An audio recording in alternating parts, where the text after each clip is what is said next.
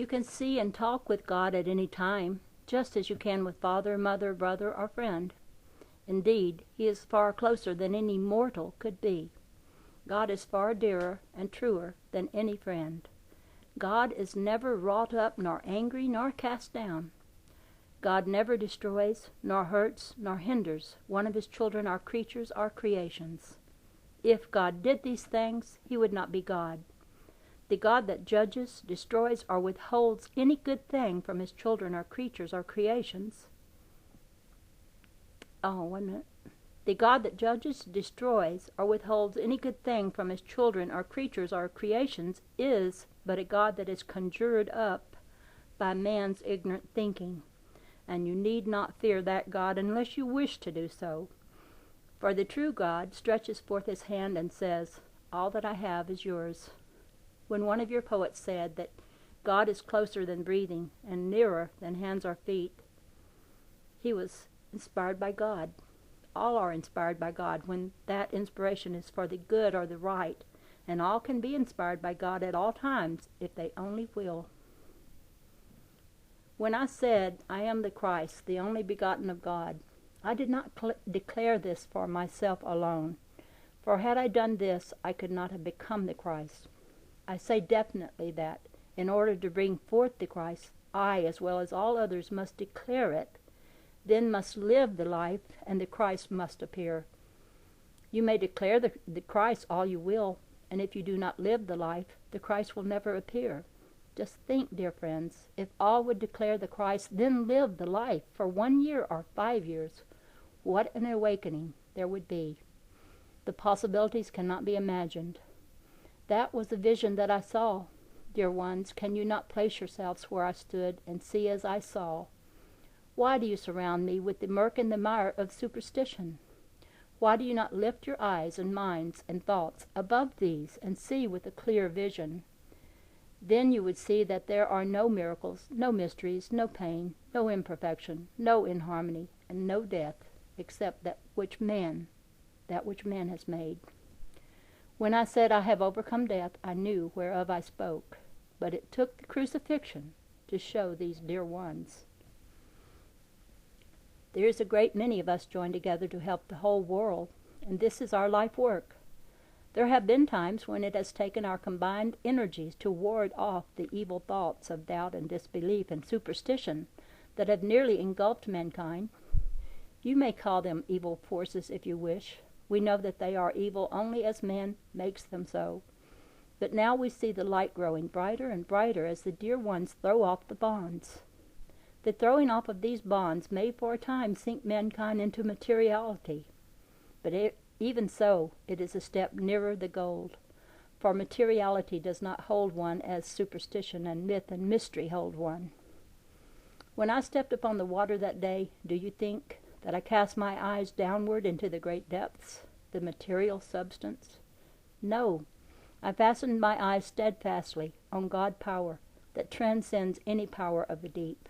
The moment I did this, the water became as firm as a rock, and I could walk upon it in perfect safety. Jesus stopped talking for a moment, and one of our party asked, "While we are talking, does it not hinder you from going right on with your work?" Jesus answered and said, "You cannot hinder one of our friends here for a moment, and I believe I am included as one of them."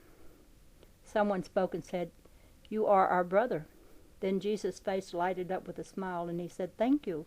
I have always named you brothers." One of the party then turned and asked Jesus, "Can all bring forth the Christ?"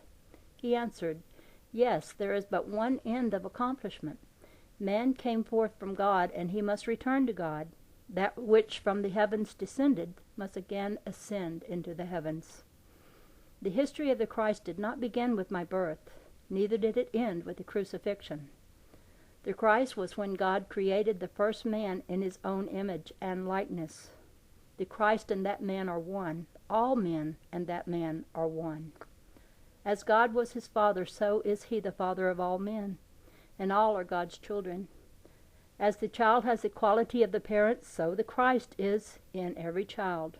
For many years the child lived and realized his Christhood, his oneness with God, through the Christ in himself. Then began the history of the Christ, and you can trace this history back to man's beginning. That the Christ means more than the man Jesus goes without contradiction. Had I not perceived this, I could not have brought forth the Christ. To me this is the pearl without price, the old wine in new bottles, the truth which many others have brought forth and thus have fulfilled the ideals that I have fulfilled and proved. For more than 50 years after that day on the cross, I taught and lived with my disciples, and many of those I loved dearly. In those days we gathered at a quiet place outside of Judea. There we were free from the prying eyes of superstition. There many acquired the great gifts, and they accomplished great work. Then, seeing that by withdrawing for a time I would be able to reach and help all, I withdrew.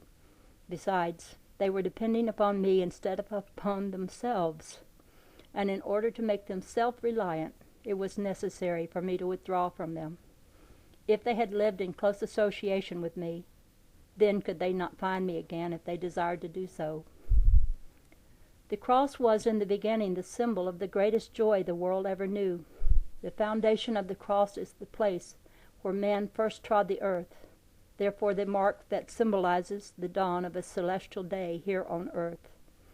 If you will trace it back, you will find that the cross disappears entirely, and that it is the man standing in the attitude of devotion, standing in space with arms upraised in blessing, sending out his gifts to humanity, pouring all his gifts forth freely in every direction. When you know that the Christ is the fitting life within the form, the rising energy that the scientist glimpses, yet does not know whence it came, when you feel that with the Christ that the life is lived so that life may be given freely, when you learn that man is obliged to live by the constant dissolution of forms, and that the Christ lived to give up the thing that the body of sense craved for the good that he could not at the moment enjoy, you are the Christ. When you see yourself a part of the greater life, but willing to sacrifice yourself for the good of the whole, when you learn to do the right without being affected by the outcome to help, when you learn freely to give up physical life and all that the world has to give, and this is not self-abnegation or poverty, for as you give of God you will find you have the more to give, although at times duty may seem to demand all that life has to give. You will also know that he who will save his life shall lose it. Then you will see that the pure gold is at the deepest part of the furnace where the fire has fully cleansed it. You will find great joy in knowing that the life you have given to others is the life you have won. You will know that to receive is to give freely, that if you lay down the mortal form, a higher life will prevail. You have the glad assurance that a life thus won is one for all. You must know that the great Christ soul can go down to the river, and that the stepping into the water but typifies the sympathy you feel for the world's great need. Then you are able to help your fellow men and not boast of virtue. You can pass out the bread of life for the hungry souls that come to you, yet that bread never diminishes by the giving. You must press on and know fully that you are able to heal all that comes to you, sick or weary or heavy laden, with the word that makes whole the soul. You are able to open the eyes of those blinded either from ignorance or from choice. It does not matter how low the blinded soul may be. He must feel that the Christ soul stands beside him, and he must find that you tread with human feet the very ground he treads. Then you will know that the true unity of Father and Son